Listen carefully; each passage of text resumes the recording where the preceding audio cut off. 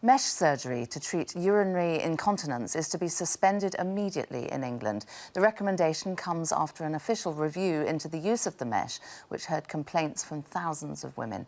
Many were left disabled or unable to work because of the pain caused by the mesh. Sky's Charlotte Lomas has this report.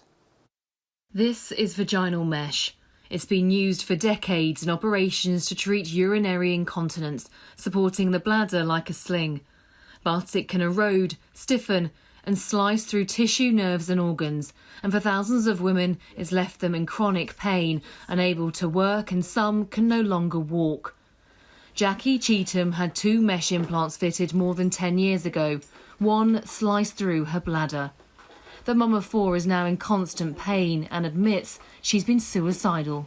I just thought, well, what's the point of living like this, for the rest of my life? And I'm no good to anybody. I couldn't play with my children.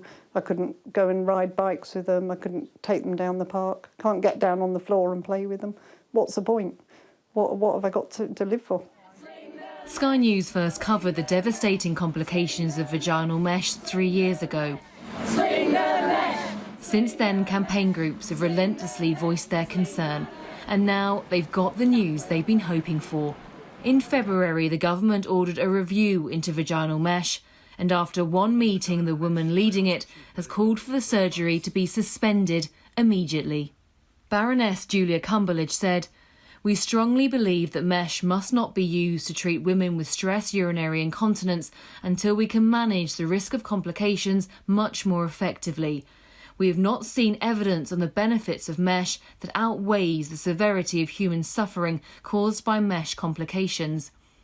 I have been appalled at the seriousness and scale of the tragic stories we've heard from women and their families. We have heard from many women who are suffering terribly. Their bravery and dignity in speaking out is deeply moving, and their sadness, anger, pain and frustration at what's happened to them and others has been compelling. We had to act now."